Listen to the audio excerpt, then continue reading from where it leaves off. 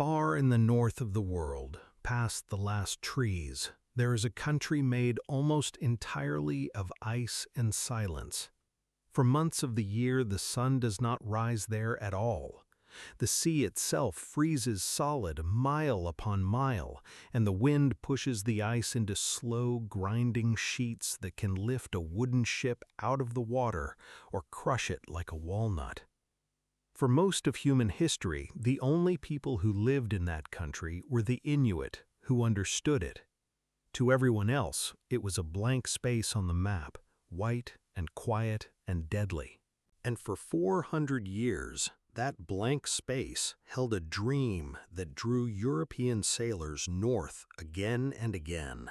A shortcut, a hidden channel through the top of the world, joining the Atlantic to the Pacific, so that ships might sail from Europe to the riches of Asia without going the long way around. They called it the Northwest Passage. Many went looking for it, many did not come home. This is the story of the most famous of them, 2 ships, 129 men, and a silence that lasted more than 170 years. By the year 1845, Britain had been hunting the Northwest Passage on and off for centuries. Most of the map had been filled in. Explorers had charted the coastlines, pushed through the straits, and narrowed the mystery down to one last unmapped stretch of Arctic water, a few hundred miles of channels and islands that no one had ever sailed all the way through. To the men who ran the Royal Navy, it felt like the final piece of a puzzle. The war with France was long over, the Navy had ships and officers and not enough to do with them, and an old, powerful figure at the Admiralty named Sir John Barrow had spent his whole career pushing for the Arctic. He was in his 80s now, near the end, and he wanted the passage found before he was gone. He believed it was almost within reach, one more expedition, well equipped, and the thing would be done. The question was, who should lead it? Barrow went down his list. His first choice was tired of the Arctic and said no. His second had promised his new wife he was finished with the ice. Another was thought too young, another too argumentative, another declined out of modesty. And so the command came to rest almost by elimination on a 59-year-old officer named Sir John Franklin. Franklin was not the obvious choice, and he knew it. He was older than an Arctic commander was expected to be, heavier than he had once been, and his greatest fame came from a journey that had nearly killed him. Years earlier, he had led an overland expedition across the barrens of northern Canada that went so badly wrong, so short of food, that the men had boiled and eaten their own leather boots to stay alive. More than half of them died.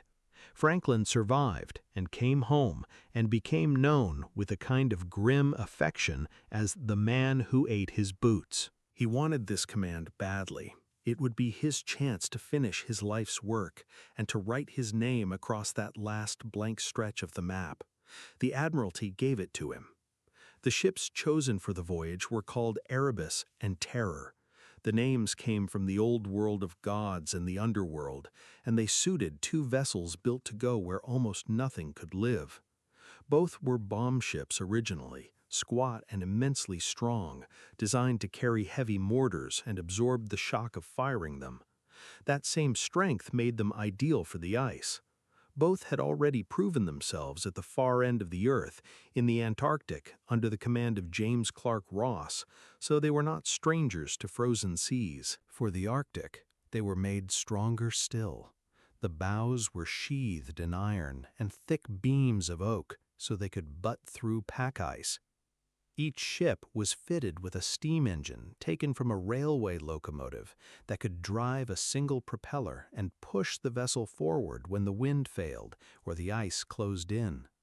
The propellers and rudders could be hauled up out of harm's way.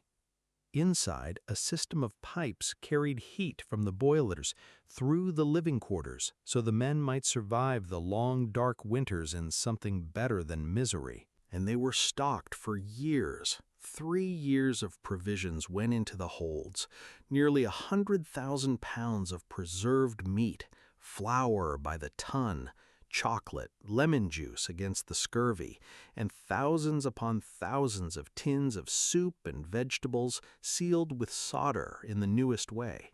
There was a library of more than 1,000 books.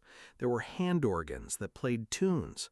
There was even a small menagerie of living things brought along for company. A monkey, a Newfoundland dog named Neptune, who became a favorite of the whole crew, and a cat to keep down the rats. To the people who watched them being loaded, Erebus and Terror looked less like a gamble and more like a certainty. They were the best that the greatest navy on earth could send. Nothing so well prepared had ever gone into the ice.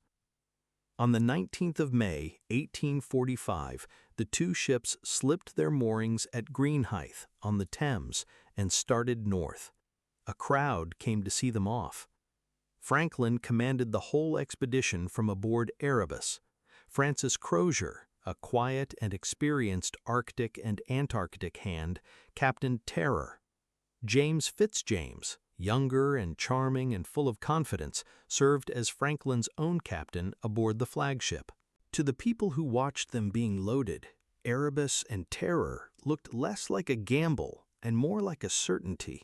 They were the best that the greatest navy on earth could send.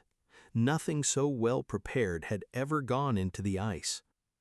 On the 19th of May, 1845, the two ships slipped their moorings at Greenhithe on the Thames and started north. A crowd came to see them off. Franklin commanded the whole expedition from aboard Erebus. Francis Crozier, a quiet and experienced Arctic and Antarctic hand, captained Terror. James Fitzjames, younger and charming and full of confidence, served as Franklin's own captain aboard the flagship. And the men wrote their last letters home. Those letters are quietly heartbreaking to read now, because the men who wrote them had no idea. They were cheerful. They wrote about the strict new commander who had banned swearing and drunkenness aboard. They wrote about the food and the weather and the friends they had made. One young lieutenant named John Irving wrote to his sister-in-law and told her gently not to worry when she did not hear from him for a long while. There would be, he said, a long blank in their letters. 2 years was a long time without any word, he added, and perhaps it would be 3. The supply ships turned back for England, carrying the letters. Erebus and Terror sailed on into Baffin Bay and waited there for the ice in Lancaster Sound to open and let them through into the Arctic proper. At the end of July, 2 whaling ships met them there, moored to an iceberg, waiting. The whalers spoke with the crews. Everything, they reported later, was well and in good order and on schedule. Then the ice opened, and the 2 ships sailed west into the channels at the top of the world. And that was the last that anyone in the outside world would ever see of them. At first, no one worried. A long silence was expected. Irving had said as much in his letter. The whole point of the voyage was to vanish into an uncharted region for 2 or 3 years and come out the other side. And so through 1846 and into 1847, the absence of news meant nothing. It meant the expedition was doing exactly what it had gone to do. But we can follow them now in a way that no one at home could then, because the searchers who came later pieced the story together from graves, from scattered bones, from a single sheet of paper, and from the memory of the Inuit who saw them. And so we know, roughly, what the silence contained. That first winter, the winter of 1845 into 46, the ships found shelter at a small place called Beechy Island. The men built a store, set up a forge and an observatory on the frozen shore, and waited out the dark. They kept themselves busy. They hunted, they read, they put on plays. By the standards of the Arctic, it was a good winter, except that 3 of them died. We know this because 3 graves stand on Beechy Island still, their wooden headboards facing the gray water. John Torrington, 20 years old, John Hartnell, 25, William Brain, 32. They were the first, and for a long while they were the only trace of the expedition anyone would ever find. 3 headstones on a gravel beach at the edge of the world, and nothing else. Illness had taken them, tuberculosis and pneumonia, the ordinary deaths of the age. In 1846, that was no great alarm. 3 deaths in a first Arctic winter was, if anything, a light toll. When the ice loosened that summer, Erebus and Terror left Beechy Island and turned south, down a channel called Peel Sound, deeper into the maze, closer than any ship had ever come to closing the last gap in the passage. They were sailing straight into a trap. In September of 1846, off the northwest coast of a low, bleak place called King William Island, the ice closed around the 2 ships and did not let go. This was the moment everything turned, though no one aboard could have known it yet. Getting frozen in for the winter was normal. It happened to every Arctic expedition. You wintered where the ice caught you, and in the spring the sea broke up and set you free, and you carried on. The trouble was where the ice caught them this time. Franklin's orders had told him to winter close to shore, in some sheltered harbor. Every experienced commander did the same, but Erebus and Terror were beset far out in the open in a wide strait, nearly 20 miles from the nearest land. And the ice there was not the ordinary ice that forms and melts each year. It was a great river of heavy, ancient pack streaming down from the polar sea, the worst ice in that whole region, and it had them. Still, there was no panic, not yet. The ships were strong, the heating worked, the holds were full. They settled in to wait for the summer thaw that would let them finish the job. The summer of 1847 came, and the ice did not break up. We have one message from inside that long wait, and only one. In May of 1847, a small party left the trapped ships, walked to a point on the coast of King William Island, and left a note in a stone cairn on a standard-printed Navy form, the kind meant to be tossed overboard in a bottle to track currents. Someone had filled in the blanks by hand. It recorded where the ships were and how they had come there, and it ended with 2 words written in a confident hand. All well. That was May of 1847. The men who wrote it still believed they would get out. 6 weeks later, on the 11th of June, 1847, Sir John Franklin died. We do not know how. He was 61 years old. He had been trapped in the ice for 9 months, and whatever took him, illness or exhaustion or the slow grind of the place, he did not live to see how the story ended. In one sense, he was fortunate. Command passed to Francis Crozier, the quiet captain of Terror, and it was Crozier who would have to make the decision that none of them wanted to make. The ice held them through the summer of 1847 and closed in again for a 3rd winter. By the spring of 1848, the situation aboard the 2 ships had become impossible. They had been trapped for a year and a half. The 3rd winter had come and gone. The food that was meant to last 3 years was running down, and some of it, we now think, had gone bad in its tins. Men were sick. Men were dying. Scurvy was almost certainly among them by now, the old killer of long voyages that opens old wounds and loosens the teeth and drains the will to live. Whatever hope the crews had carried through 2 winters was gone. So they made their decision. They would abandon the ships and walk out. It was a desperate plan, and they must have known it.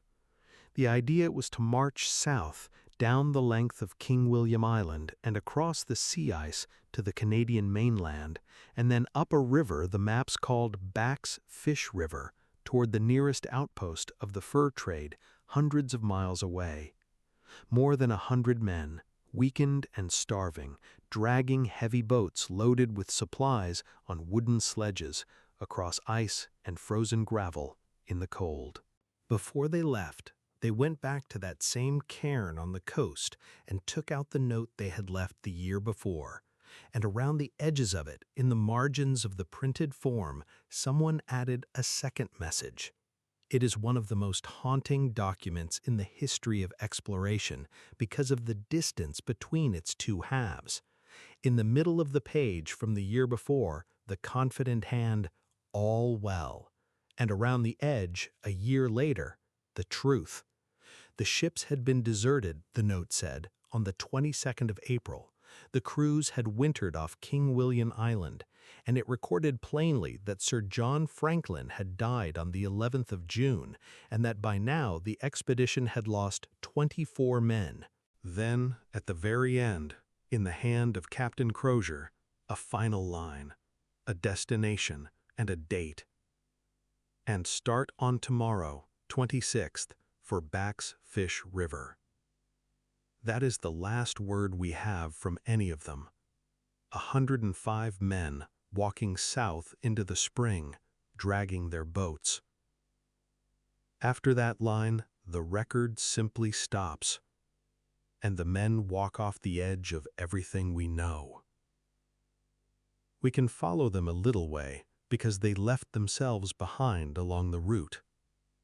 The coast of King William Island became, over the years that followed, a trail of the dead. Bones scattered and bleached by the weather, abandoned gear, personal things the men had carried and then, one by one, let fall, when carrying anything at all became too much. Silver forks and spoons stamped with the crests of officers, combs, watches, a pair of boots. The debris of men reducing themselves to nothing as they went.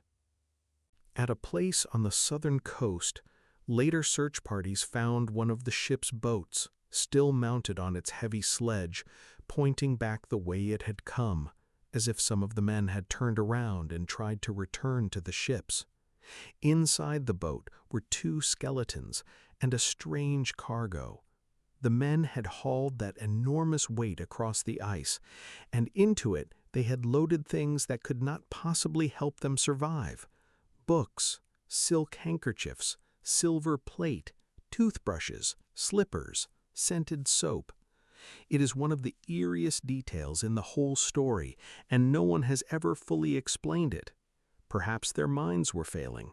Perhaps, at the end, holding on to the objects of a civilized life felt like holding on to life itself. They did not make it, not one of them. Starvation took them, and scurvy and the cold, spread out along the coast in ones and twos and small, exhausted groups. The furthest any of them is known to have traveled was a little over 200 miles, and most never got close to that. The river they were walking toward, the mainland, the fur trade post, all of it stayed far beyond their reach. And there is one more thing, which the searchers would learn from the Inuit, and which the bones themselves would one day confirm. In the last stages, when the food was gone and the dead lay where they fell, some of the living survived, for a little while longer, by eating them. The cut marks are on the bones. It is not a comfortable thing to say, and for a long time people refused to believe it, but it is what happened. At the very end, in that white and freezing country, rank and rescue and everything they had sailed out to do had come down to the oldest arithmetic there is. By the winter of 1848, in all likelihood, every one of the 129 men was dead. Back in England, through all of this, no one yet knew anything was wrong. It was not until 1848, 3 years after they had sailed, that real worry set in. The provisions should have been running out by then. There had been no word at all, and so the Admiralty began to search, and there began one of the largest and longest rescue efforts in the history of the sea. It was driven above all by one person, Franklin's wife, Lady Jane Franklin. She refused to give up. She wrote letters, she lobbied the Admiralty and the government, she spent her own fortune, she offered rewards, she badgered and charmed and shamed powerful men into sending ship after ship into the Arctic. When the Navy's interest flagged, hers never did. Over the years that followed, something like 36 expeditions went north looking for Franklin and his men. For a long time they found nothing at all. The Arctic is vast beyond imagining, and the men had vanished into the emptiest part of it. But the searching had one strange and lasting result. In hunting for Franklin, all those ships mapped enormous stretches of the Canadian Arctic that no one had ever charted.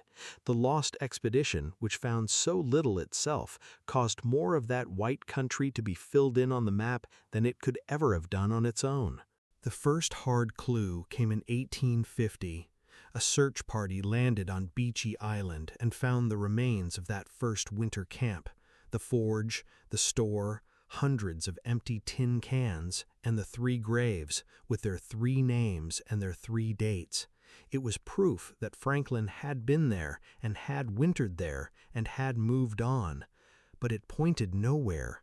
There was no message saying where they had gone next. The searchers stood among the graves, and then they sailed away, no wiser about the fate of the other 126. The truth, when it first came from a man that Britain did not want to hear. His name was John Ray. He was a Scottish doctor and surveyor who worked for the Hudson's Bay Company, and unlike most of the naval officers hunting for Franklin, Ray had learned the Arctic the way the only people who truly knew it had learned it. He traveled light, he built snow houses, he hunted his own food, he listened to the Inuit, and he trusted what they told him. In 1854, while surveying far from the search fleets, Ray met Inuit hunters who told him a story. Years before, they said, a large party of white men, thin and starving, had been seen dragging a boat south across the ice near a great river. Later, their bodies had been found, and the Inuit had seen among the dead signs of what the last survivors had been driven to do to stay alive. As proof, they had relics, silver forks and spoons with the officers' crests, a small medal that had belonged to Sir John Franklin himself. Ray bought the relics, and he went home, and he reported exactly what he had been told, including the last terrible part. And Victorian England refused to believe him. The idea that British naval officers, gentlemen, the finest the empire could send, might have eaten one another was more than the public could bear. Lady Franklin was horrified, and she set out to destroy Ray's account. She enlisted the most famous writer in the country, Charles Dickens, who took up his pen and argued in print that the noble sailors would never have done such a thing, and that it must have been the Inuit themselves who murdered them. It was untrue and it was unjust, and it stuck. John Ray, who had done nothing but tell the truth and who had listened to the people who actually knew, was denied the honors and the reward he had earned. His reputation never fully recovered in his lifetime. It would take a century and a half for the world to admit that Ray and the Inuit had been right all along. 5 years after Ray, in 1859, another expedition finally reached the place itself. It was funded, of course, by Lady Franklin and led by a naval officer named Leopold McClintock. His men searched the coast of King William Island on foot, and there, in a stone cairn, one of his officers found it, a single sheet of paper, the printed Navy form with its 2 messages, the calm one in the center and the desperate one around the edge. The note that recorded Franklin's death and the abandonment of the ships and the last march toward Back's Fish River.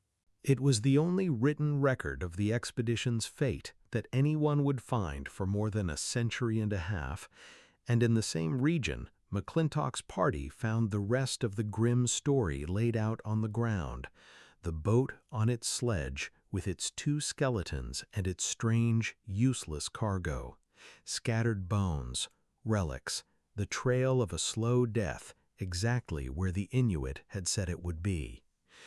Now, at last, the outline was clear. The ships trapped, Franklin dead, the long walk, the end. Britain had its answer, or most of it, and it was every bit as bleak as the country the men had died in. The nation mourned its lost hero, built its monuments, and slowly, over the decades, let the story settle into legend. But the two ships themselves, Erebus and Terror, had still never been found. No one knew where they had gone down. They had simply dropped out of the world, somewhere under the ice, and there they stayed, while the 19th century turned into the 20th and the 20th wore on. And the men who had cared about Franklin all died in their turn. The story might have ended there as a sad old legend, but the Arctic keeps things.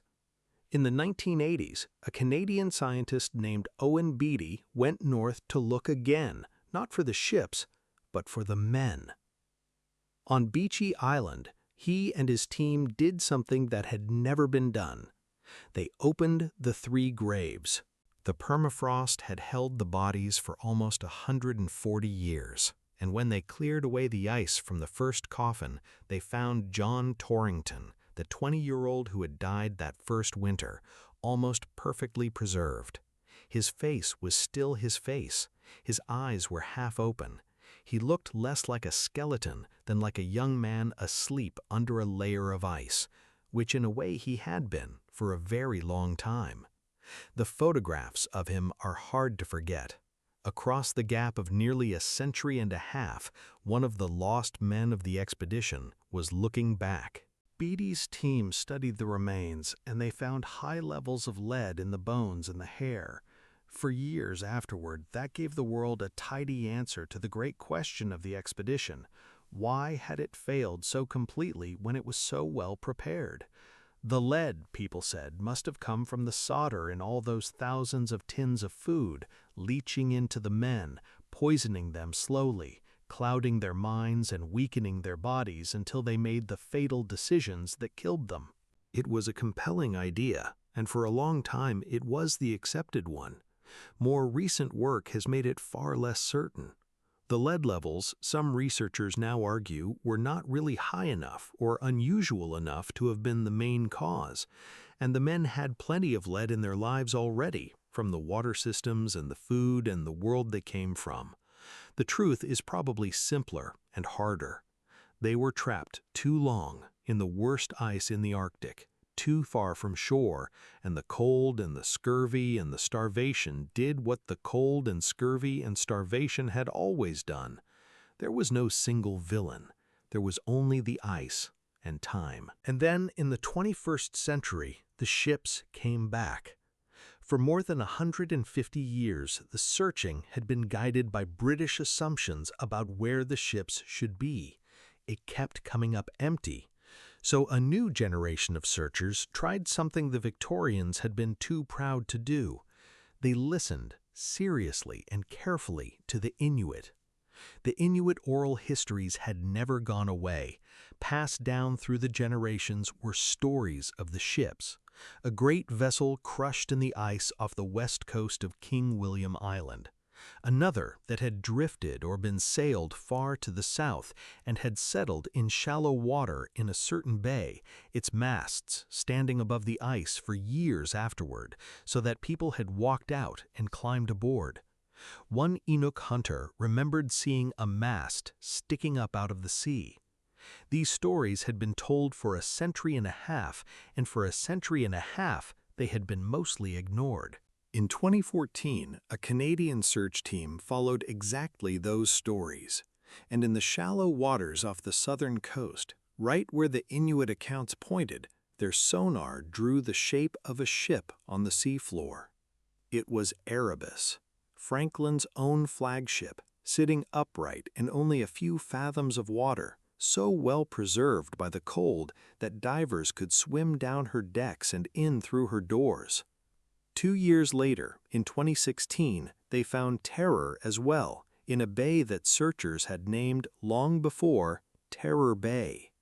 She was in even better condition, plates still in the cupboards, bottles still on the shelves, everything sealed and quiet and dark under the water, as if the ship had been carefully closed up and left, and had simply been waiting.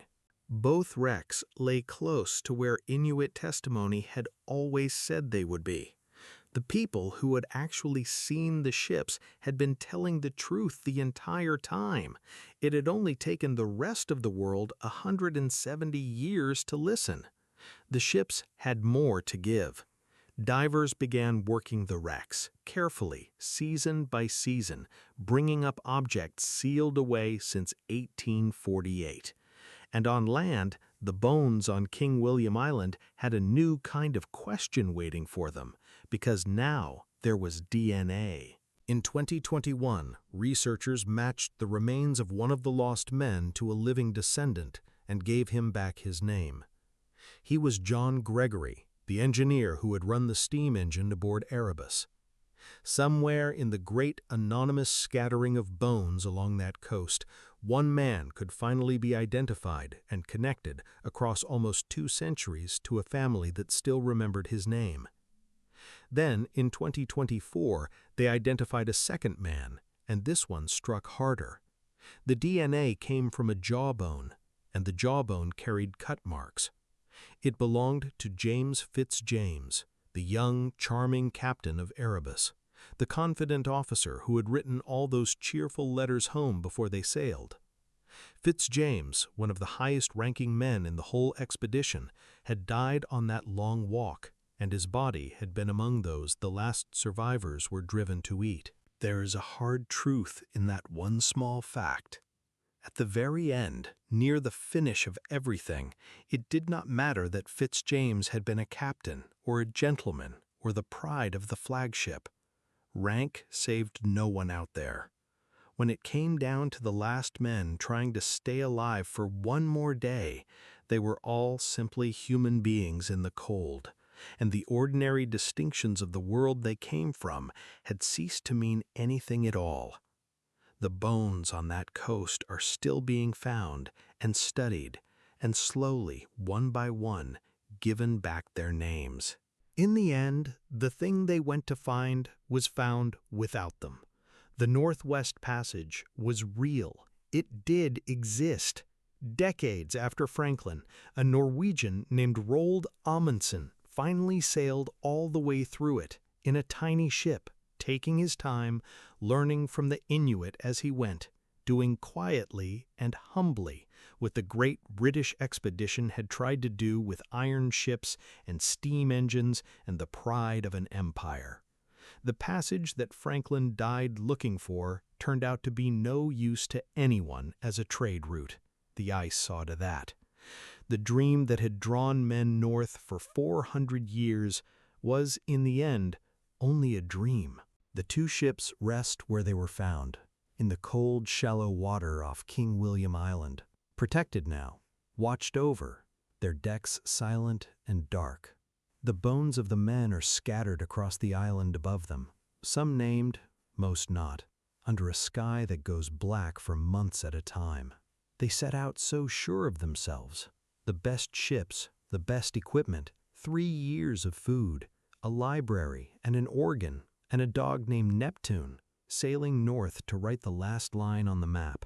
And the country they sailed into simply closed around them and kept them, and gave up its secrets so slowly and so grudgingly that most of the people who wondered about them lived and died without ever knowing. The Arctic is still up there, still white, still silent, still keeping most of what it takes. And somewhere under that ice, 2 ships lie quietly in the dark, at the top of the world, where the sun does not rise for months, and the story finally rests.